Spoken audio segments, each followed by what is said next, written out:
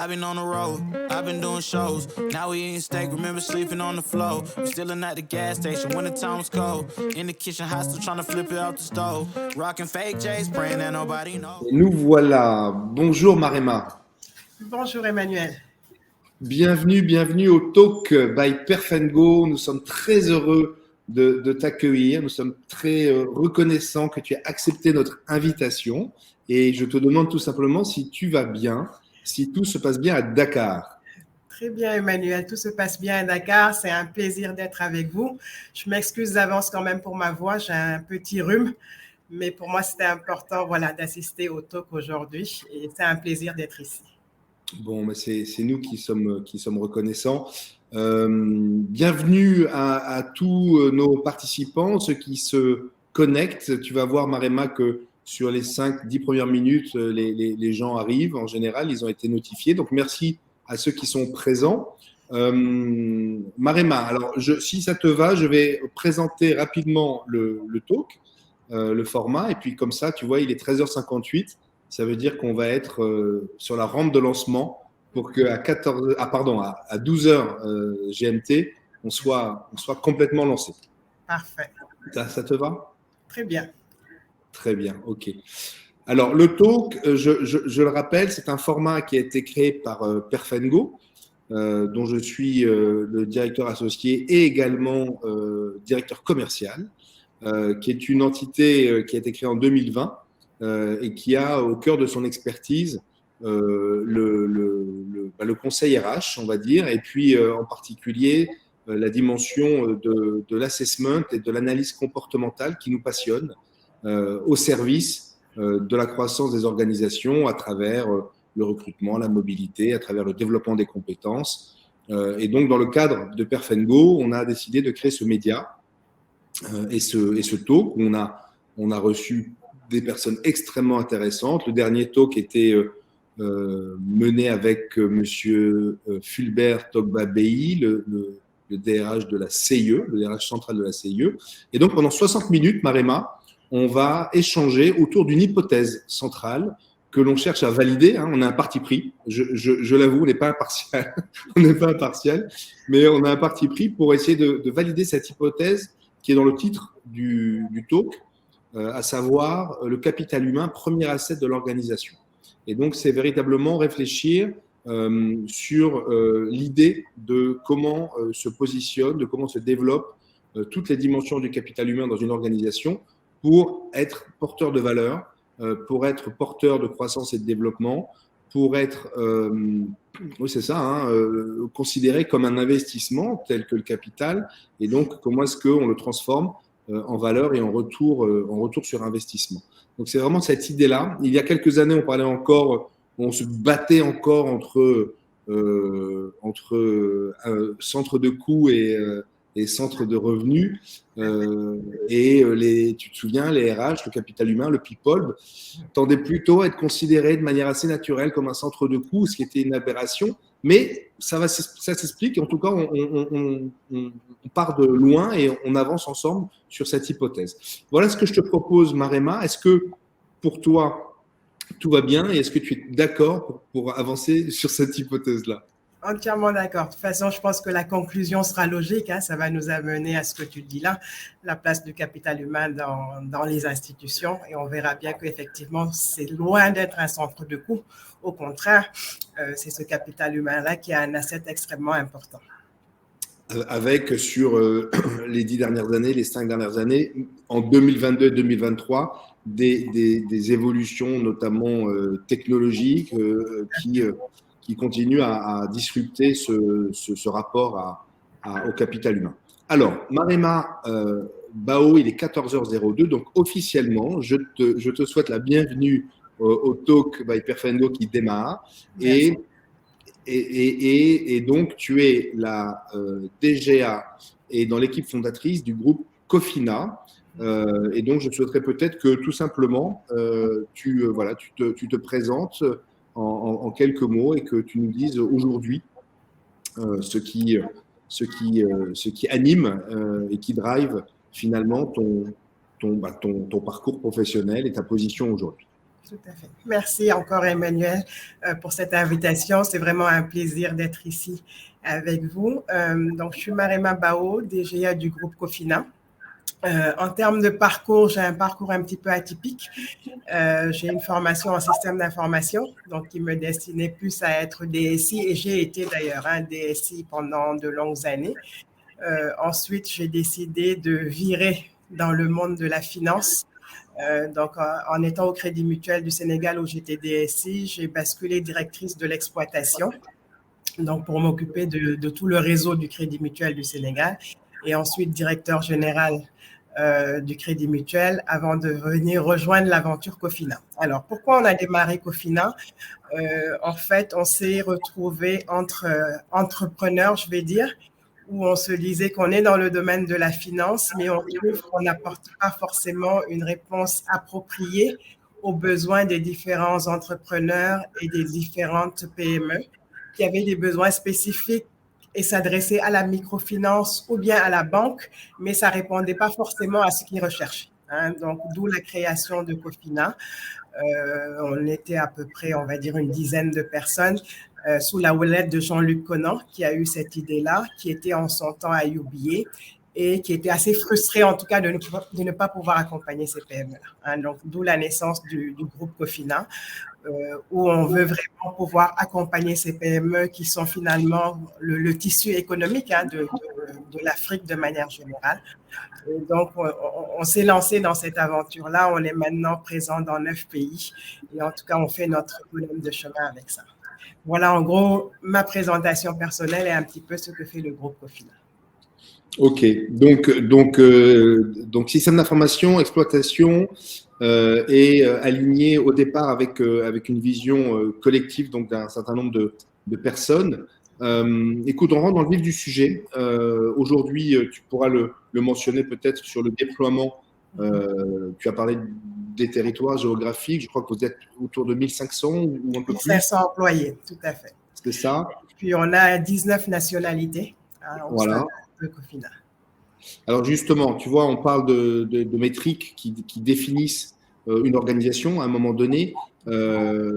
Comment est-ce qu'au départ et rétrospectivement, comment est-ce que vous avez abordé justement cette hypothèse dont on parle sur la place du capital humain et comment elle allait, cette dimension, structurer le développement de votre organisation? Quels étaient on va dire, les incontournables, c'est-à-dire voilà, les dimensions sur lesquelles on ne peut pas transiger lorsqu'on construit une équipe, lorsqu'on va développer une équipe, lorsqu'on va déployer à la fois des services et également sur plusieurs territoires. Et quels ont été les éléments peut-être les plus difficiles sur lesquels vous alignez et sur lesquels, une fois dans la pratique, vous avez dû, pour garder le cap. Voilà, donc est-ce que c'est clair? Est-ce que tu peux nous répondre là-dessus? Tout à fait. Pour nous, en fait, c'était extrêmement important d'asseoir tout de suite une culture d'entreprise. Il fallait que les gens qui viennent, qui nous rejoignent, aient les mêmes valeurs que nous. Nous avons 6 valeurs sur lesquelles, pour nous, c'était pas, on pouvait pas transiger, on va dire, sur ces valeurs-là. Donc, on a le respect, la rigueur, donc ce qu'on appelle les 2 R. On a le service, on a la simplicité. Et après, on avait l'innovation et l'intégrité. Pour nous, il fallait que les gens qui nous rejoignent puissent adopter ces 6 valeurs-là et pouvoir les vivre au quotidien. Que ce ne soit pas juste des mots, mais que ce soit vraiment des choses que nous vivons au quotidien. Donc, pour nous, c'était important que la fonction, en tout cas ressources humaines, puisse faire transparaître ces valeurs-là dès le recrutement, qu'on puisse expliquer aux gens, en tout cas, dans quelle institution ils étaient en train de rentrer et qu'est-ce qu'on attendait d'eux. On a beaucoup évolué dessus parce que pour nous, quand on était un petit groupe, on va dire c'était plus facile. On a lancé le groupe Cofina au niveau du Sénégal. On était physiquement tous au même endroit, donc c'était assez simple de pouvoir évoluer en s'assurant que cet ADN-là, en tout cas, était vécu par les uns et les autres. Après, les gros challenges qu'on a eus, c'est au moment de se déployer dans d'autres pays où forcément l'équipe dirigeante n'était pas physiquement, en tout cas, présente. Comment on s'assure que cet ADN-là, que cette culture d'entreprise-là continue à vivre et continuer à être adopté, en tout cas par ceux qui allaient nous rejoindre dans cette aventure-là. Hein, donc, on a mis en place, en tout cas, tous des process, des procédures de comment on intègre, comment on accueille un nouveau collaborateur, comment même dès le recrutement, il peut sentir en tout cas ce qu'on attend de lui et comment une fois qu'il est sur place, on essaye de lui transmettre en tout cas ces valeurs-là pour qu'il puisse continuer à les vivre au quotidien. Et quand on est 1500, j'avoue que ce n'est pas forcément évident de s'assurer que les 1500 en tout cas, ont intégré tout ça. Hein. Donc, c'est vraiment des gros challenges, particulièrement en Afrique, où on a des cultures assez différentes. Hein. Les gens ne se rendent pas compte en pensant qu'on a tous la même culture. Non, au contraire. Et donc, on est au Gabon versus quand on est en Côte d'Ivoire, ben, on ne vit pas forcément les mêmes réalités. Donc, comment s'assurer que ces réalités-là, en tout cas, sont ancrées et sont des choses, encore une fois, non négociables dans ce que nous vivons au quotidien. Donc, c'est des vrais challenges que nous avons eu à vivre durant ces 9 dernières années. Hein. On va fêter nos 10 ans l'année prochaine. Mais je pense que c'est une chose quand même qu'on a réussi à vivre. Et d'ailleurs, on nous le dit, il y a beaucoup de gens, quand ils arrivent chez nous disent, bah, quand on va d'un pays à l'autre, on vit les mêmes choses finalement et on se rend compte qu'on avait réussi à déployer cette culture d'entreprise-là au sein de l'institution. Super. Alors, tu as parfaitement bien posé le cadre. Alors, ton image, c'est un petit peu figé, Marema, je ne sais pas. Est-ce que tu veux juste peut-être désactiver ta caméra et la réactiver? Peut-être que ça va relancer la caméra. Est-ce que ça a relancé ou pas? Ça a relancé, même si tu es un tout petit peu flou, mais ça doit être une question de réseau, ça va s'ajuster peut-être. D'accord. Ah, tu vois, ça a figé à nouveau là, pardon Marema. Donc si tu peux, ouais. De ton côté, ça ne fiche pas? Non, bizarrement, de mon côté, ça ne fiche pas. Ok. Ok, ben on va continuer comme ça et puis je te ferai signe si ça ne t'embête pas lorsque ça fige. Parfaitement. Alors j'en profite, Marema, juste avant de continuer, de dire une bienvenue à tous les participants qui sont là. N'hésitez pas, il y a une fonction de chat à utiliser. Il y a aussi une fonction question. On a une modératrice qui doit être là, qui va venir aussi accompagner le déroulé et les échanges avec Marema. Donc, on prendra des questions, je pense, d'ici une grosse trentaine de minutes. Donc, n'hésitez pas et allez-y dès maintenant à mettre des commentaires et vos questions. Marema, malheureusement, ça se fige encore un peu. Ouais, voilà, exactement. Et j'espère que ça va se rétablir. Ouais, là, c'est bien, mais ça se fige un petit peu. Marema, écoute, tu as parlé le fait d'avoir posé des valeurs et donc d'avoir construit une culture et d'en avoir fait un élément fondateur de votre vision pour pouvoir aller loin. Lorsque tu mentionnes les 6 valeurs, on a presque l'impression que tu parles d'actifs pour continuer un peu l'analogie avec ce qu'on essaye de faire. Et donc ces actifs, il faut les nourrir, il faut s'assurer qu'ils sont pas dévoyés et que effectivement chacun les incarne. Quand on est 10, 20, 30, on peut s'investir dans les recrutements, même lorsqu'on est dirigeant. Lorsqu'on est 200, 300, 400, 1000, qu'est-ce qui change sur justement le fait de protéger ces actifs que sont ces valeurs et cette culture? Ouais, je pense que quand on commence à grossir, hein, il faut qu'on ait des process qui nous permettent de continuer à faire ce qu'on faisait. Typiquement, il faut vraiment pouvoir capitaliser maintenant sur cette marque employeur-là dès le sourcing. Donc, il faut que le candidat qui va nous rejoindre, en lisant l'offre d'emploi, qu'il ait déjà un avant-goût de c'est quoi nos valeurs, c'est quoi l'esprit d'entreprise. Il faut que ça traduise déjà l'image de la marque employeur qu'on veut véhiculer. Après, je pense qu'il faut que l'expérience du candidat soit une bonne expérience. Donc, toujours dans ce process de recrutement-là, il faut que les différentes étapes soient des étapes de qualité pour le candidat qui voit bien où est-ce qu'on veut l'amener, qu'on puisse faire ça dans de la transparence. Quand je parle de transparence, par exemple, souvent en Afrique, quand le candidat ne fait pas l'affaire, on a de la difficulté à lui dire non, ça ne marche pas. Je pense qu'il faut pouvoir tout de suite lui dire si la réponse est positive, soit elle est négative dans un délai raisonnable. Et même si la réponse est négative, qu'on puisse lui dire pourquoi finalement ça n'a pas marché, pourquoi on ne le prend pas chez nous, et qu'il puisse le comprendre. À ce moment-là, on est en train vraiment de véhiculer une marque employeur. Lors de l'accueil, je pense que c'est une étape très importante. Hein. Souvent, quand le candidat arrive, il a l'impression qu'on ne sait même pas qu'il arrive, qu'on l'accueille dans le coin d'une table 5 minutes rapidement, qu'on lui donne ses affaires. Non, c'est important sur cette phase-là de pouvoir avoir un entretien d'accueil, de pouvoir lui expliquer ce qu'on attend de lui donner tous les éléments nécessaires à son intégration. Et ensuite, une fois qu'on l'a onboardé, qu'on puisse travailler avec lui, avec d'autres collaborateurs qui vont l'accompagner. Nous, ce qu'on aime faire souvent, c'est de lui nommer un coach qui va l'accompagner dans cette phase-là pour pouvoir aussi le fidéliser une fois qu'il est sur place, qu'il ait envie finalement de rester dans le groupe.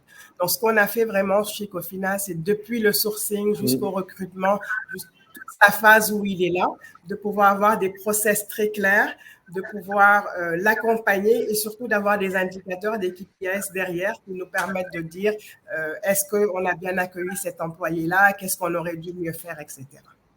Très bien. Donc bon, les process au service de notions dont on entend beaucoup parler dans le monde entier, marque employeur, marque collaborateur. Finalement, l'idée que le people devient un élément de la marque globale de l'organisation, à côté de la marque commerciale, à côté de la marque institutionnelle en fonction de l'organisation. Et donc, en tout cas, elle vient nourrir la marque globale. On voit bien qu'il y a des organisations de plus en plus, alors maladroitement ou pas, tout dépend du background. Je pense que ça dépend beaucoup de savoir si justement cette réflexion a été menée au départ de la création de l'organisation. Quand on est une grande industrie qui a peut-être 50 ans, voire plus, et donc qui s'est créée, qui s'est construite sur des séquences où on ne parlait pas du tout de ça, prendre le train en marche, c'est d'autres enjeux. Lorsque, comme le groupe Cofina, ça a été réfléchi et incarné au départ, on voit bien qu'aujourd'hui, sur le marché, ça fait un peu la différence. Et donc, cette dimension dont on parle, finalement, on parle marketing. On parle comment se relationner au marché. Et donc, comment est-ce que tu perçois et comment vous percevez justement cette relation entre le marketing et le capital humain, et le people et le RH et voilà, est-ce que cette culture marketing, cette fonction RH, est-ce que finalement il n'y a pas d'évidence, mais comment est-ce qu'elle se retrouve, comment est-ce qu'elle match dans ton expérience? Oui, tout à fait. Je pense que tout ça est forcément très lié. Hein. On a tendance souvent, quand on parle de marketing, à penser que c'est seulement par rapport à nos Excuse-moi, là, je ne sais pas comment nos participants te voient. Oui, exactement.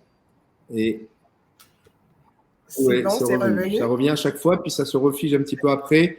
Écoute, voilà, on fait avec. De toute façon, on t'entend très bien. Et c'est quand même le principal. Okay. C'est déjà même ça. Principal. Ok, vas-y. Pardon.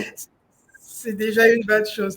Donc, je disais que oui, souvent dans les entreprises, on a tendance, quand on parle de marketing, à penser que le marketing, c'est seulement envers les clients externes.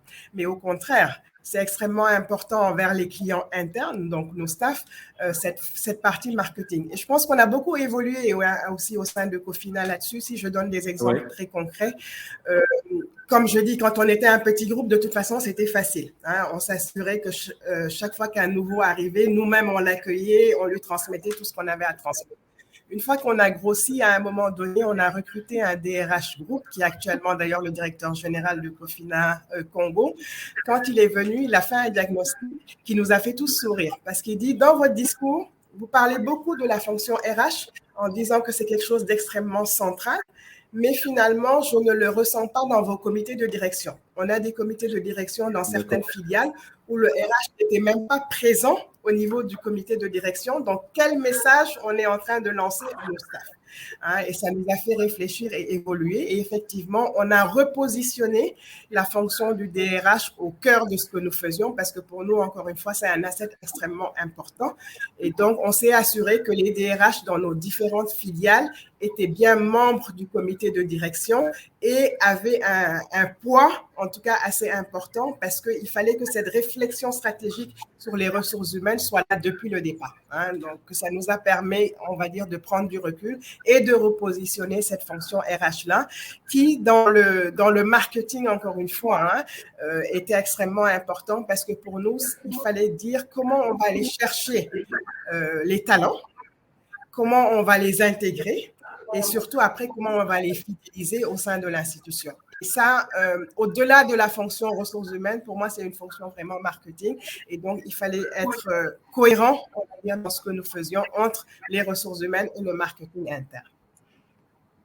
D'accord, très bien. Donc, c'est intéressant de voir que en croissant, on peut malgré tout, et c'est l'exemple que tu donnes avec le diagnostic de votre DRH de l'époque, finalement de laisser s'installer quelque chose qui n'est pas souhaité, mais qui est du fait aussi à un moment donné du focus que l'on met sur la croissance et sur les verticales business et donc se remettre en question, avoir quelqu'un qui va justement vous ouvrir les yeux et qui va savoir vous dire ce qui se passe, c'est super important. Et c'est ce qui s'est passé, si je comprends bien. D'accord, ok. Pour rester un petit peu sur la partie culture marketing, aujourd'hui, comment tu définirais justement, alors encore une fois, tu n'hésites pas à la fois sur ton expérience, le groupe Cofina, et puis sur ta perception un peu générale, à la fois Afrique francophone peut-être, ou Afrique et au-delà, mais sur justement le mode de fonctionnement entre le marketing et le RH, la discussion finalement qui se met en place entre les deux. Voilà, qu'est-ce que tu peux en dire? Quelles sont a priori, encore une fois, les résistances qui peuvent se poser, à la fois aussi les axes de collaboration et de synergie qui sont plutôt évidents. Comment est-ce que tu peux analyser ce dialogue finalement entre un directeur marketing, hein, si on doit le schématiser, et un directeur des ressources humaines? D'ailleurs, j'en profite pour dire qu'à un moment donné, on avait la même personne qui s'occupait des RH et du marketing, pour dire qu'il y a forcément un lien entre ces éléments-là. Alors, pour moi, le dialogue qui se fait entre les deux, c'est juste de se repositionner en disant, comme j'ai dit tout à l'heure, que le marketing que je fais vis-à-vis de mes clients externes, comment je l'utilise maintenant vis-à-vis de mes clients internes. Et donc, d'utiliser, on va dire, les mêmes process marketing pour pouvoir poser un diagnostic, comprendre c'est quoi les différents besoins, finalement, de mes clients internes qui sont mes staffs. Et donc, une fois que j'ai compris leurs besoins, comment je leur rends un service approprié par rapport à ces différents besoins-là.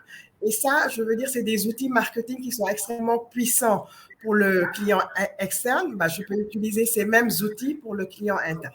Hein, donc, pour moi, c'est vraiment de dire quels sont les outils que je vais aller utiliser en termes de marketing qui vont me permettre, moi, en tant que client interne, de pouvoir répondre à plusieurs besoins, d'ailleurs, hein, de mes staffs en me disant, voilà, quelles sont leurs préoccupations, comment je réponds actuellement à leurs préoccupations et comment j'améliore ces préoccupations-là.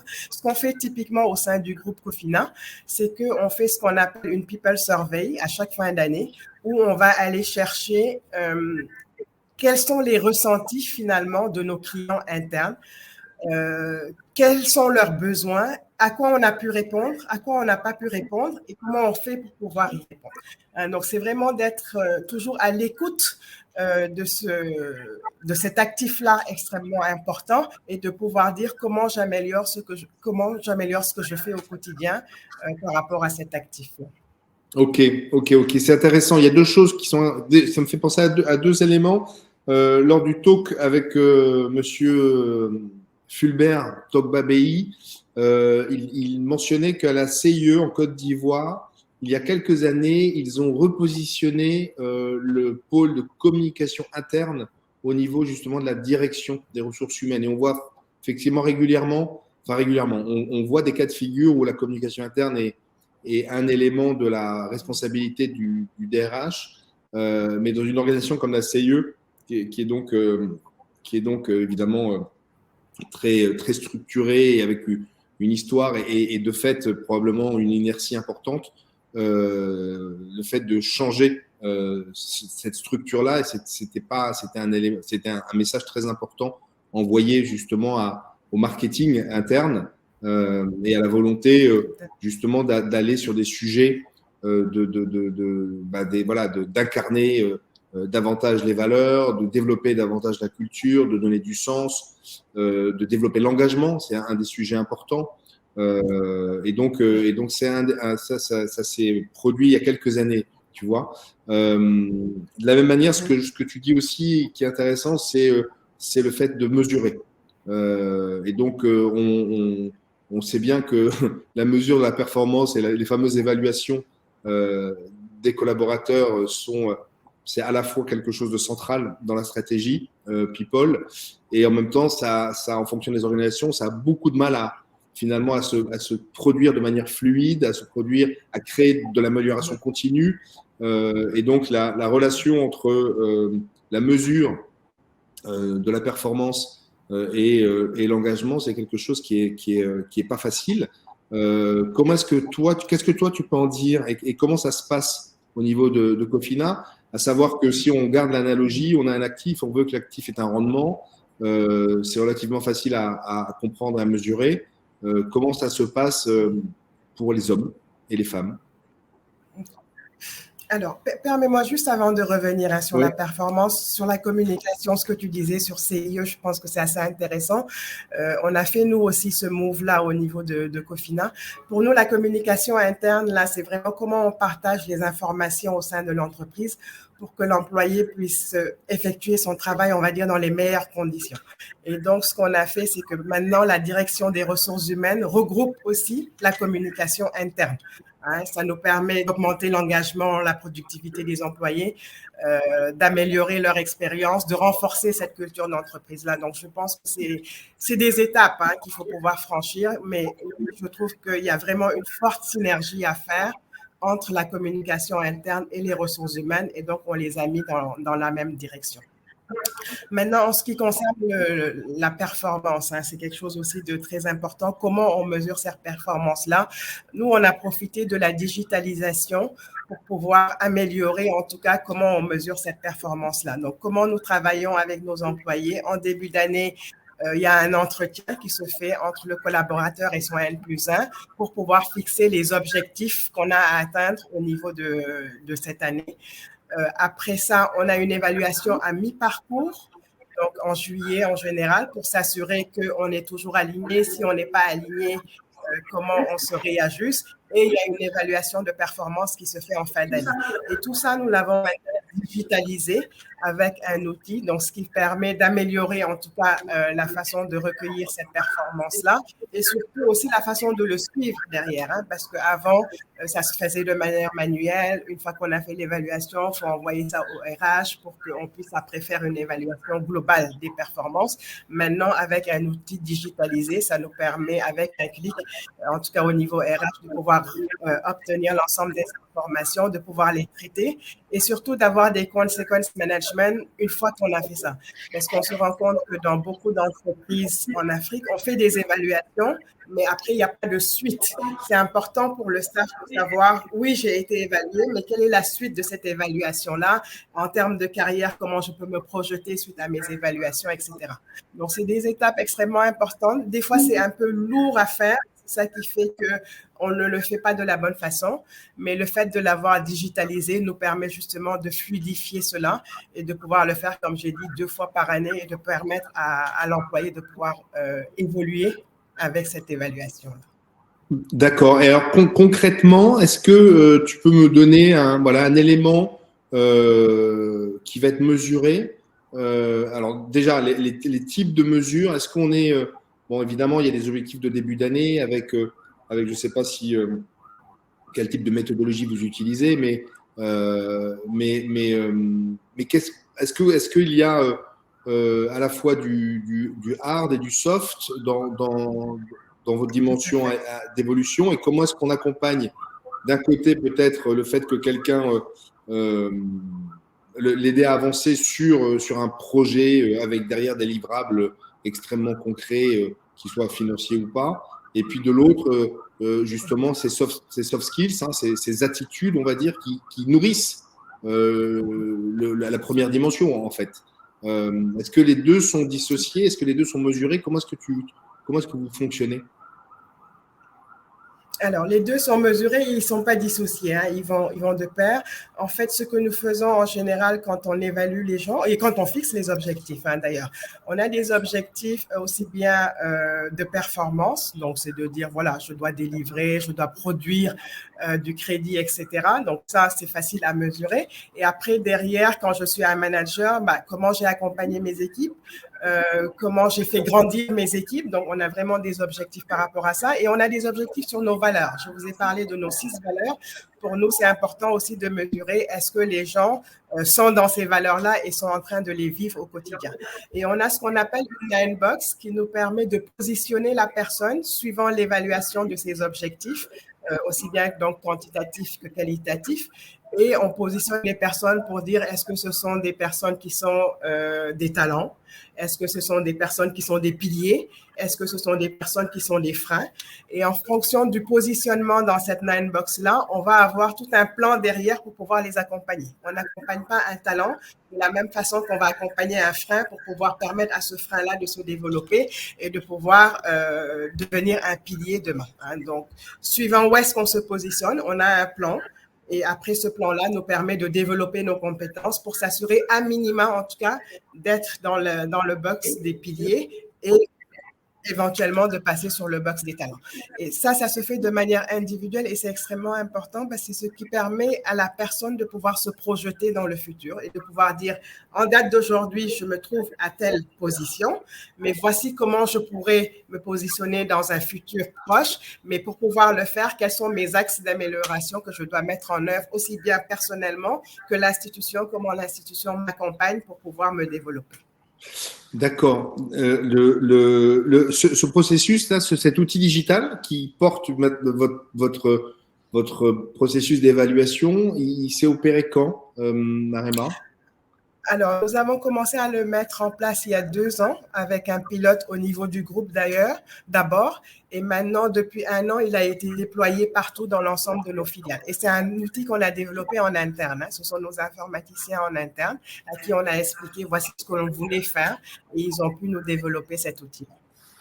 D'accord. Et donc, pour rester, encore une fois, chercher vraiment à comprendre, tu vois, le rapport entre l'investissement et donc, en l'occurrence, là, sur un outil, une transformation digitale et les retours d'expérience et les retours sur investissement, justement.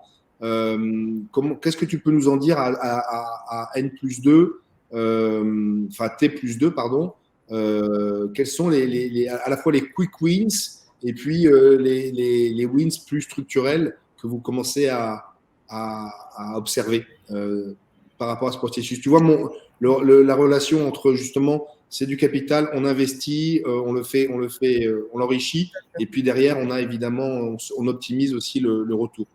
Comment tu peux nous expliquer ça?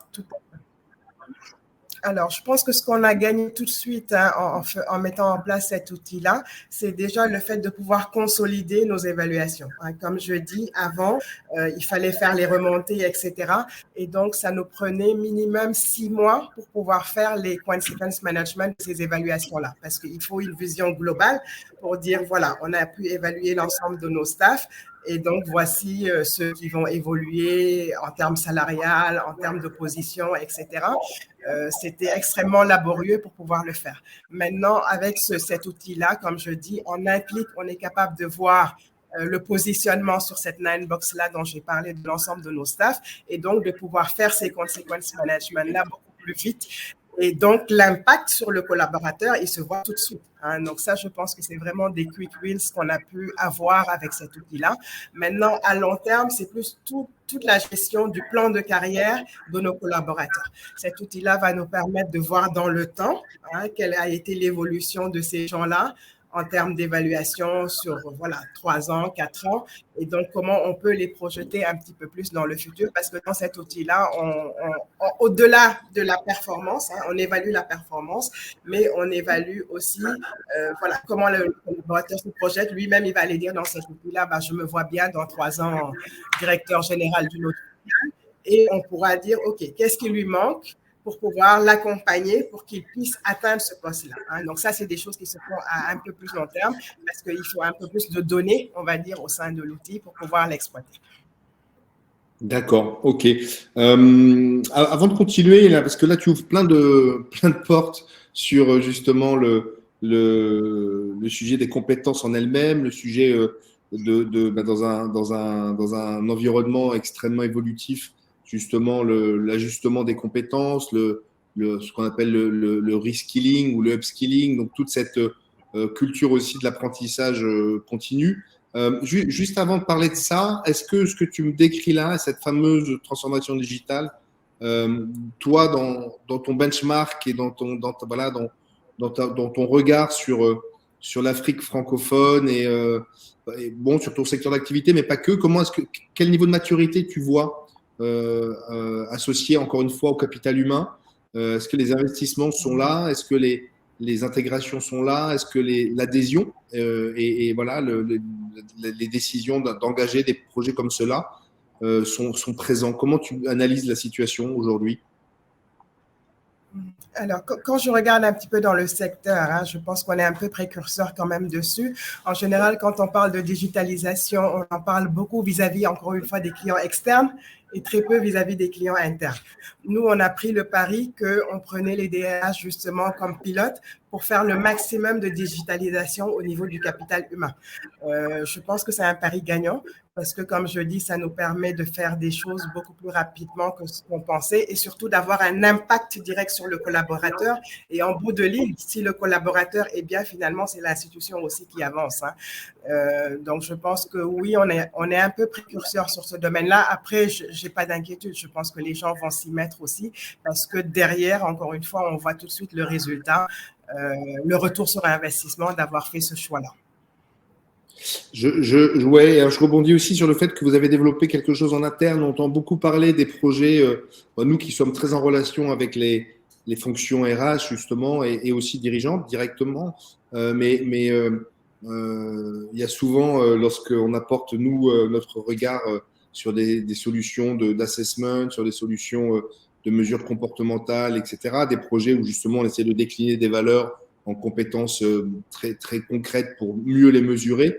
On entend souvent, oui, mais alors on est en plein projet d'intégration d'un SIRH avec des consultants, comment tu vois, qu'est-ce que tu pourrais dire aux personnes qui sont ou en tout cas qui s'apprêtent à vivre des processus comme cela, entre le développement interne et l'intégration de grosses machines? Comment tu vois ça? Pour moi, l'un n'empêche pas l'autre. Hein. Les deux peuvent se faire en parallèle. Je pense qu'à un moment donné, c'est une histoire de stratégie. Il faut pouvoir dire c'est quoi mes objectifs, qu'est-ce que je mets en quick wins et peut-être que cela, je n'attendrai pas le gros SIRH qui va me permettre de faire tout ça et c'est ce que nous avons fait. On a dit sur ce plan-là, on va le développer en interne parce qu'on sait qu'on a les compétences nécessaires pour pouvoir le développer et on va voir le résultat tout de suite.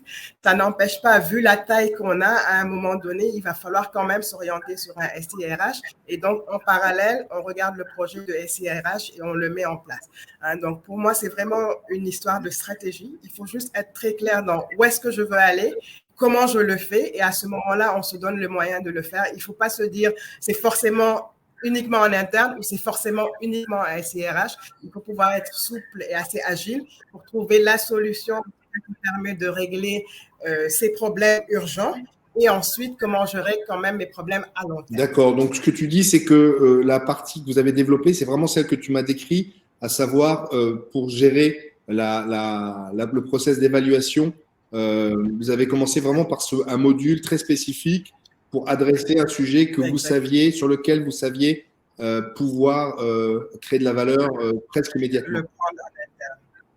Exactement. On a développé en fait deux choses. Hein. Cet outil-là, un autre outil qu'on appelle Coffee Help, qui est vraiment un outil pour simplifier toutes les demandes qu'on fait au niveau des RH. Si je dois faire une demande de congé, une demande d'absence, une demande d'un bulletin de salaire, etc. Ça, on a aussi une application où les gens peuvent aller et faire la demande. Cette application aussi a été développée en interne. Donc ça, c'est vraiment des choses pour nous qui étaient urgentes à régler parce qu'encore une fois, vu le nombre de personnes qu'on avait, on ne pouvait plus se permettre permettre de le faire de manière manuelle.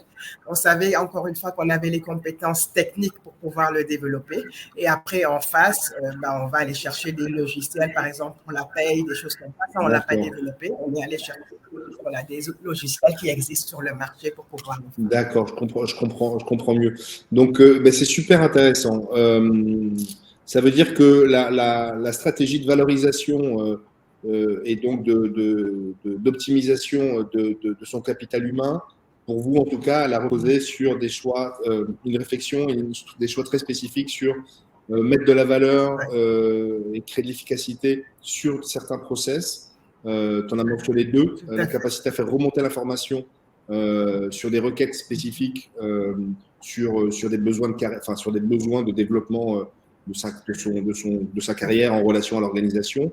Et puis une autre associée, donc qu'on a pas mal développée sur l'évaluation, qui est évidemment ultra clé pour avoir pour la gestion, des ressources humaines de manière un peu générale.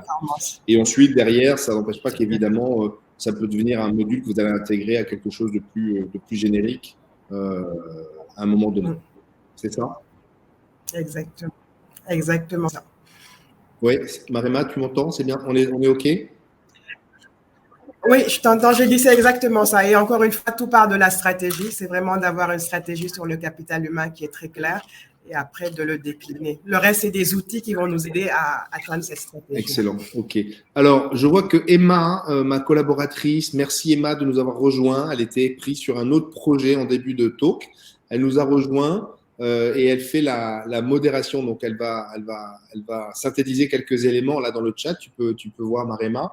Et puis, surtout, c'est le moment de partager vos réactions, vos observations et puis vos questions. Donc, allez-y, n'hésitez pas. Et comme ça, on va pouvoir, d'ici une petite dizaine de minutes, commencer à y répondre s'il y en a. J'aimerais, Marema, si tu veux bien, parler de la folle évolution des compétences. Et donc, on comprend bien que vous avez posé des conditions pour avoir de la clarté, pour proposer de la clarté auprès des personnes, des collaborateurs sur l'objectif, sur la mission, à travers les valeurs, etc. Maintenant, comment on sait qu'on recrute quelqu'un parfois avec une obsolescence programmée de ses compétences du fait de l'évolution techno, par exemple. Quelle réflexion vous menez par rapport à ça? Est-ce que je sais que vous avez une académie, je crois. Voilà, quel dispositif vous avez et depuis quand ça remonte? Est-ce que c'est quelque chose qui est aussi au départ de vous dire que de toute façon, quelqu'un est recruté pour une dimension technique, mais on sait bien que cette dimension-là, elle va fortement évoluer et puis surtout, on veut peut-être qu'en fonction de son potentiel plus global, le faire avancer sur d'autres fonctions. Comment est-ce que vous avancez sur ce sujet-là? Tout à fait.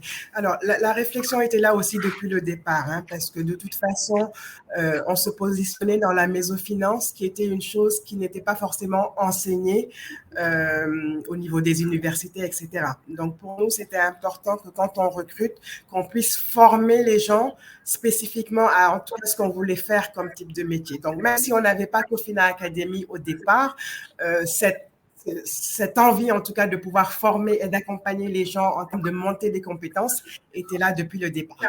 Et puis, à un moment donné, avec la taille, comme j'ai dit, on a mis en place Cofina Academy. Donc, maintenant, ça fait 2 ans qu'on est sur Cofina Academy. L'objectif de Cofina Academy, c'est vraiment de pouvoir former les staffs et de faire ce développement de compétences-là. Et c'est au cœur de notre stratégie. Donc, Cofina Academy est en charge du développement des compétences. On a mis en place donc plusieurs modules de formation aux différents métiers de Cofina. Tous les métiers de Cofina, on se dit qu'au niveau de Cofina Academy, on puisse accompagner. Donc, on a plus de 100 modules qui sont recensés. Combien de modules tu as dit? 100 modules qui sont recensés aussi bien sur le corps que sur les soft skills. Pour moi, d'ailleurs, sur les soft skills, c'est quelque chose d'extrêmement important parce que techniquement, former les gens, ce n'est pas forcément un problème. Hein. Voilà, pouvoir former un chargé d'affaires sur comment je monte un dossier de crédit, je pense que ce n'est pas le plus difficile. Après, c'est vraiment sur les soft skills qu'il faut qu'on puisse accompagner les gens, particulièrement en tout cas en Afrique, pour pouvoir former les leaders de demain. Hein. Donc, pour nous, Cofina Academy aussi a ce rôle-là extrêmement important de formation des gens en termes de soft skills. Donc, avec ce département-là, pour l'instant, depuis la création, sur 2022, on a pu déployer 250 formations sur des dirigeants, des managers, des middle managers, des staffs qui commencent à arriver. Peut-être un exemple particulier que je peux donner, c'est ce qu'on appelle, nous, le programme de CAF de demain. Alors, CAF, c'est quoi? Ce sont les chargés d'affaires qui sont au niveau de l'exploitation. D'accord. Et donc, qui accompagnent pour la collecte d'épargne, pour faire du crédit, pour vendre nos différents produits. Donc, ce qu'on fait, c'est qu'on prend des gens, des cohortes, dès l'université, dès qu'ils sortent de l'université, ce sont des gens qui n'ont pas encore d'expérience de travail forcément, et on les accompagne au niveau de Cofina Academy avec des formations aussi bien théoriques que des formations pratiques. Sur la partie pratique, ce qu'on fait, c'est qu'on les met en binôme avec des gens qui ont de l'expérience. Donc, ils accompagnent ces gens-là sur le terrain durant cette partie de formation-là pour pouvoir monter en compétences et voir comment on pratique finalement cette formation théorique qui leur a été donnée.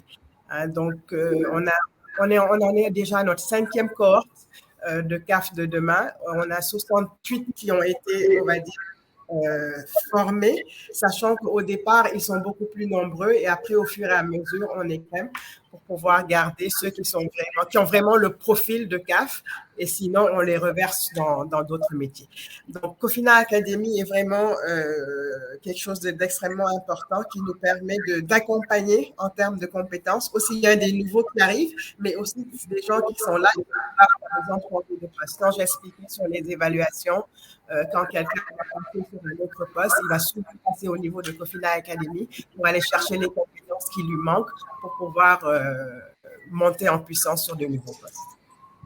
Quels sont justement, on parle du chargé d'affaires là, de demain, quelles sont les 2 ou 3 ou 4 compétences soft skills là, justement comportementales clés attendues chez ces profils-là et puis, comment est-ce que, à travers l'académie, finalement, ou quelle est la méthode ou l'approche utilisée, sans rentrer dans les détails, hein, Marema, mais pour comprendre un petit peu justement comment vous les mettez en situation pour qu'ils développent ces compétences qui sont oui, en fonction des individus et de leur parcours, qui sont parfois difficiles à intégrer et qui ne s'intègrent pas d'un claquement de doigts, hein, de toute façon. Mais comment les faire adhérer, comment leur faire percevoir en fait la capacité même finalement au fil de la pratique, au fil des semaines, des mois, de voir que en fait c'est quelque chose qu'on peut acquérir et qui fait la différence. Comment tu peux m'en parler de ça? Alors, sur les soft skills d'un CAF, c'est typiquement comment je me comporte vis-à-vis d'un client. Parce que les clients sont différents. Et souvent, on remarque quand les gens sortent de l'université, ils viennent avec beaucoup de certitudes en se disant, voilà, quand je rencontre le client, voici ma checklist, voici ce que je dois faire. Et ils ne pensent pas forcément à cet esprit d'écoute pour comprendre le réel besoin du client et comment je m'adapte face à un client difficile, face à un client qui vit une situation, etc., etc. Hein, donc, sur ces soft skills-là, sur le chargé d'affaires, hein, encore une fois, voici beaucoup de points sur lesquels on va insister. Et après, c'est de le mettre en situation. C'est vraiment de l'amener avec un chargé d'affaires d'expérience vers différents clients qui ont des comportements différents, qui ont des besoins différents, et de le mettre dans une situation d'écoute. Hein, donc, on est beaucoup il faut que la personne puisse observer et puisse elle-même maintenant tirer les conclusions pour dire, ah oui, effectivement, je ne suis pas face. 2 clients ne sont jamais identiques. Il faut que je puisse m'adapter par rapport aux clients que j'ai en face de moi. Donc, c'est vraiment beaucoup insister sur les aspects. Oui, vous sortez de l'université. Oui, techniquement, vous avez peut-être ce qu'il faut, mais ça ne suffit pas. En plus de ces aspects techniques-là, il faut être très attentif à votre environnement, très à l'écoute de ce qui se passe dans votre environnement et de pouvoir vous adapter au fur et à mesure et suivant le client que vous avez en face de vous. D'accord. Alors, je trouve ça amusant parce que quand tu parles de mettre le chargé d'affaires en différentes situations, nous, on a effectivement sur ces métiers de la relation client ou commerciale, et tu en as mentionné quelques-unes, mais on identifie et on évalue, on mesure les zones de couverture autour de compétences clés. Et notamment, tu as parlé d'objection, donc la capacité à faire face à une objection, la gestion du stress, résister aux tensions. Donc évidemment, à côté de ça, en face de ça, il y a on va dire, des compétences plus proactives, d'écoute, d'échange, de savoir persister, si je puis dire. Mais c'est un référentiel un peu polyvalent finalement, où il faut savoir gérer des clients qui sont déjà des clients, donc faire du upselling, et puis d'autres qui vont être plutôt face à des nouveaux, à des prospects, donc il faut convaincre, donc il faut aussi faire preuve de persuasion. Mais donc quand tu parles des différentes situations, j'imagine que vous avez identifié des clients qui peuvent être un peu pénibles et que vous utilisez spécialement pour aller tester les académiciens, et je trouve ça rigolo comme démarche. Ah ben voilà, il y a tel client, on sait qu'il est un peu difficile, on va l'utiliser pour tester notre académicien. C'est ça? Exactement. Il faut qu'ils puissent voir en fait différentes situations. Et c'est extrêmement important. Même en théorie, on le fait avec des cas, des études de cas, où on leur amène voilà, un cas d'un client qui, ce matin-là, s'est mal réveillé et qu'il a un besoin urgent en plus, il n'écoute pas, etc. Comment je réagis, comment je le calme, comment j'écoute et comment je réponds finalement à son besoin, même si des fois, je suis obligée même de dire non, je ne suis pas capable de vous rendre le service dont vous avez besoin, mais il y a une façon de le dire et de le présenter qui fait que le client va l'accepter. Souvent, d'ailleurs, si je fais l'analogie avec nos cultures africaines, on est dans des choses qui ne se disent pas. Souvent, on dit non, on ne peut pas lui dire non, donc on va tourner en rond, etc. Et finalement, ce n'est pas la bonne façon de faire. Mais il faut qu'on puisse apprendre à nos gens de pouvoir dire non, mais d'expliquer pourquoi c'est le non et comment demain on peut changer la décision si jamais les choses changent. On a dans le chat quelqu'un Souleymane Sanogo, qui a parlé d'RH business partenaire. J'aime bien parce que le business partenaire, c'est vrai qu'il y a la fonction de HRBP qui a émergé il y a quelques années. Et donc, ça nourrit aussi cette idée qu'on développe ensemble, de se connecter évidemment au vertical business et à la stratégie de développement de la société. Souvent, il est associé à des projets spécifiques, justement, pour avoir des wins qui sont bien identifiés. Mais finalement, la notion de business partenaire, aujourd'hui, elle est partout dans l'organisation. Et je pense que c'est ça qui, encore une fois, renforce l'idée du capital humain, premier asset de l'organisation. On parle des commerciaux, on parle encore de commercial ou de vendeurs. Et en réalité, ce qu'on attend d'eux, et je rebondis là-dessus parce que ça repose aussi sur des compétences comportementales, sur la capacité à véritablement comprendre le client ou le prospect chez qui on va apporter de la valeur pour que lui-même croisse, que lui-même se développe. Et là, on doit faire appel à des compétences liées à la veille, à la curiosité, liées à l'autonomie aussi de décision. Comme tu disais très bien, c'est pas dire oui, c'est pas dire oui à tout. Et souvent, un client qui a les mains qui est dans son activité, un commercial qui vient avec un produit ou une solution spécifique, mais qui lui apporte une information que lui n'a pas le temps d'aller chercher pour son propre business, son segment d'activité. En fait, c'est ultra important dans le processus de vente et en tout cas de création de la relation avec le client. Ça, c'est des choses. Tout à fait. On a un rôle de conseiller, en fait. Il faut que le chargé d'affaires se dise qu'il est avant tout un conseiller. Il ne doit pas juste prendre le besoin du client tel quel et le lui délivrer. Peut-être qu'en discutant avec lui, il y a une autre manière de le faire qui serait d'ailleurs plus appropriée pour le client. Donc, c'est extrêmement important de ne pas être juste omnibulé par ses objectifs de production, mais de dire comment j'accompagne le client de manière à être sûr qu'on répond de la manière la plus appropriée possible à son besoin. Et ça, il faut se mettre effectivement dans une mentalité de conseiller. Mais je reviens aussi sur ta notion de business partner. Hein. Je pense que c'est quelque chose d'extrêmement important, en tout cas qu'on développe beaucoup au sein de Cofina. Ce qu'on demande beaucoup à nos DRH, c'est d'aller sur le terrain eux-mêmes.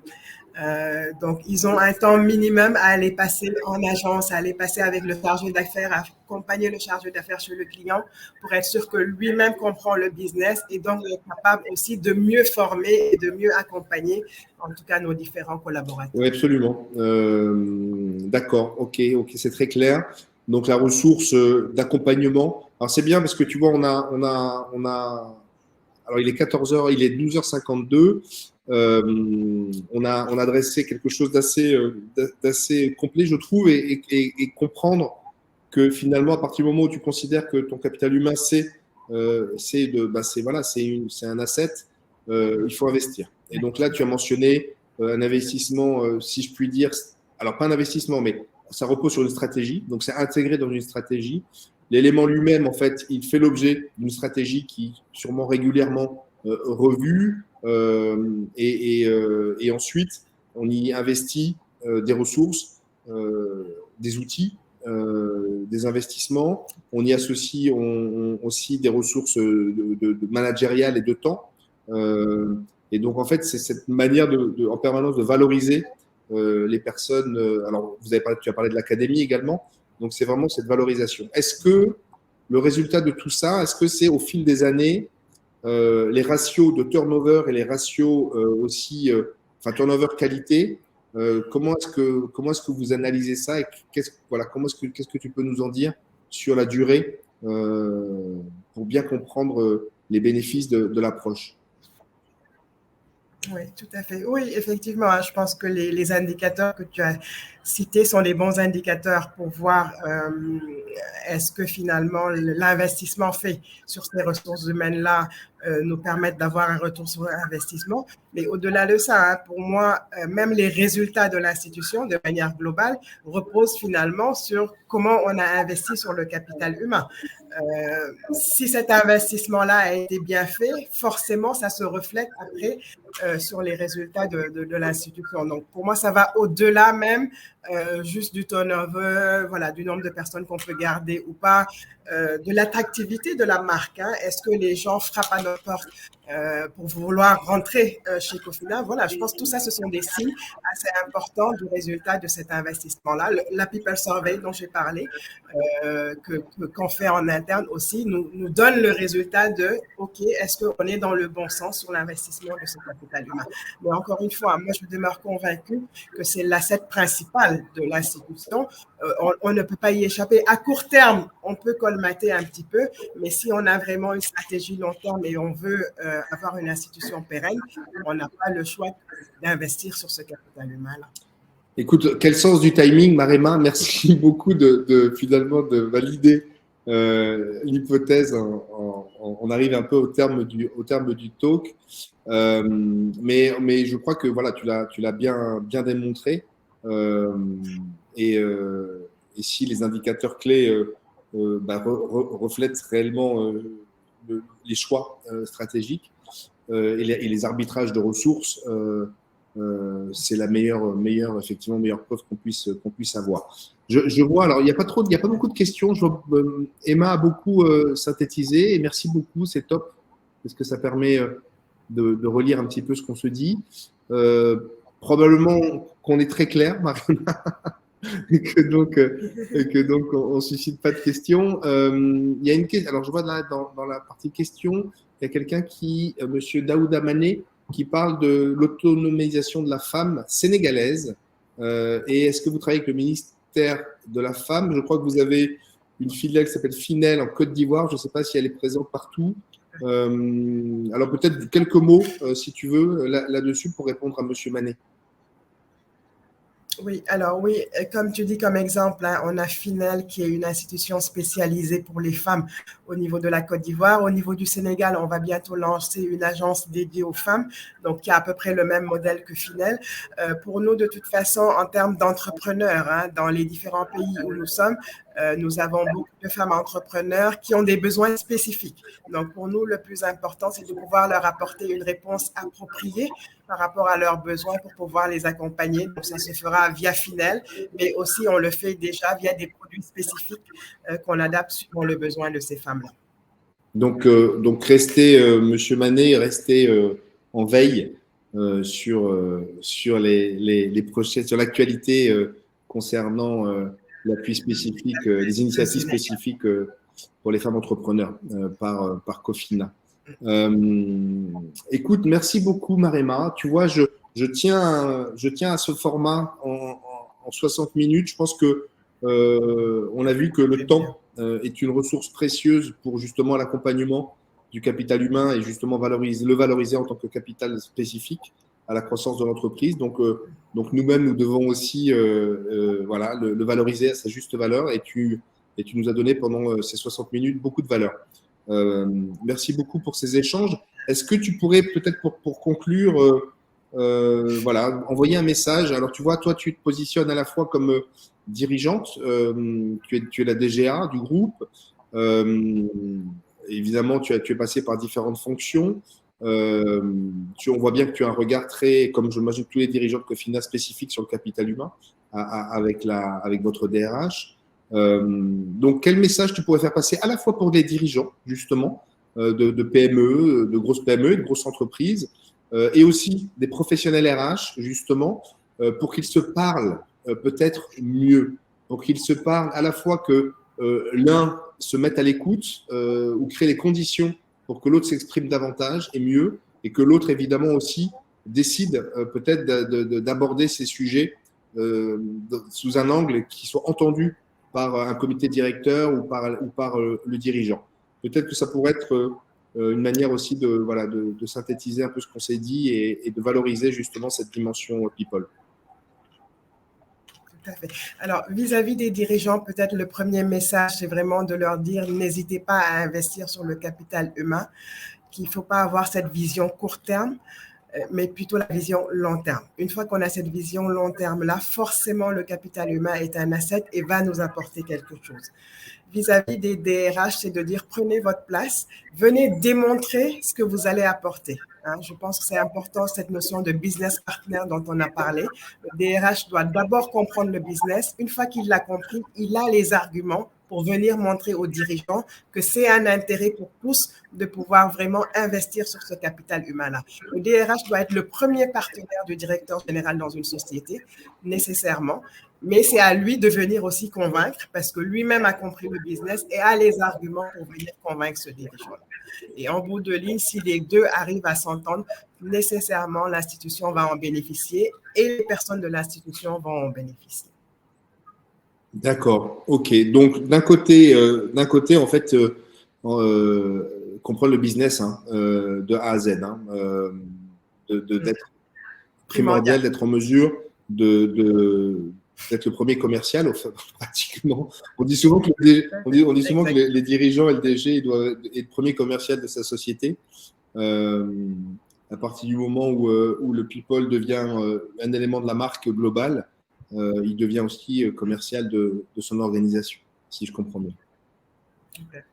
Tout à fait, exactement ça. Et alors maintenant, pour rester sur le même sujet, mais quand tu dis les éléments, que le RH apporte les éléments qui montrent qu'il a compris le business, très concrètement, avec quoi il doit venir, peut-être en termes d'indicateurs, en termes de tendance, à ton avis, qu'est-ce que ça pourrait être? Qu'est-ce que tu pourrais en dire? Un exemple très concret de ce qu'on a eu au sein de Cofina, c'est que c'est un DRH qui est venu nous montrer la productivité de nos chargés d'affaires et comment on peut améliorer cette productivité-là avec une rémunération variable, etc. Mais c'est parce que le DRH avait compris le business et s'est dit comment je peux impacter positivement les résultats, parce qu'en bout de ligne, il ne faut pas se leurrer, le dirigeant, ce qui va l'intéresser, c'est de faire de bons résultats. Donc, le DRH a su démontrer comment incentiver en tout cas les chargés d'affaires de manière à ce que ça ait un impact positif. Mais ça, il a su le faire parce qu'il a compris le business, il a compris le mécanisme et il a pu donner un exemple très concret, très factuel qui nous a fait dire, bah oui, c'est la bonne décision, allons dans ce sens-là. Et vous avez d'ailleurs, de ce point de vue-là, un bon exemple, tu l'as mentionné tout à l'heure, mais avec votre ancien DRH qui est devenu chef de country manager, c'est ça, hein? C'est ça, qui est country manager du Congo maintenant. Très bien. Donc effectivement, il a, je sais pas d'où il venait, quel était son parcours au préalable, mais en tout cas, ça a été pour lui en tout cas un relais pour aller faire du business en tant que premier responsable d'une filiale, quoi. Donc ça, c'est aussi, je trouve ça assez intéressant comme filiale. Exactement, tout à fait. Écoute, très bien. Eh ben, moi, je suis encore une fois très reconnaissant. Je sais que ton temps est précieux. Tu nous en as donné 60 minutes. C'était le talk by Perfengo avec Marema Bao. On a parlé, on fera une petite synthèse avec le replay qui sortira. Mais je crois qu'en tout cas, on a bien compris que les choix stratégiques et les choix d'investissement nourrissaient cette hypothèse, cette idée que ce capital humain, eh bien, il doit être valorisé et enrichi pour rapporter, pour créer de la valeur et des retours sur investissement pour l'organisation. Donc, je te remercie beaucoup, encore une fois. J'espère qu'on se recroisera bientôt. Je te ferai savoir et à ton équipe lorsque le replay sera prêt et on espère que beaucoup en bénéficieront parce que ton expérience et le partage, c'est aussi une des clés de l'apprentissage et d'ouverture. Donc, merci pour cela, Marema. Merci de m'avoir invité. Ça a été un plaisir de partager ce moment. À bientôt. Merci à tous. Merci à tous les participants. On vous donne rendez-vous dans un mois pour le prochain talk. On vous dira très prochainement de qui il s'agit. Et en attendant, on est sur les réseaux, comme beaucoup d'entre nous aujourd'hui. N'hésitez pas à aller voir sur Perfengo, Smartmetrics, mon compte personnel. Marema, peut-être que les gens vont aussi venir te voir sur LinkedIn, par exemple. Et nous restons ouverts à vos questions et avis. À très bientôt. Au revoir. Merci. Au revoir. Voilà, Marema est partie. Encore une fois, merci à tous.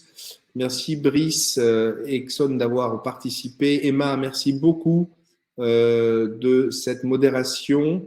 Encore une fois, n'hésitez pas, venez retrouver Perfengo sur les réseaux et évidemment partagez également vos besoins en matière de développement, d'évaluation et de mesure des compétences. Nous avons des outils magnifiques à vous partager. Et encore une fois, je vous communiquerai très rapidement le prochain guest du Talk by Perfengo. À bientôt. Au revoir. Je vois Linda qui nous salue. Merci à vous. J'espère que cela vous a plu.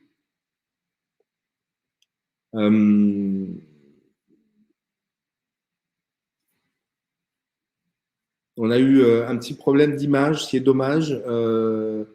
J'espère que, je ne sais pas comment vous l'avez perçu de votre côté, mais l'audio était parfait et encore une fois, la clarté du propos de Marema était au top. Donc on en est très content. Voilà, allez, je termine et je boucle l'événement. À bientôt. Au revoir.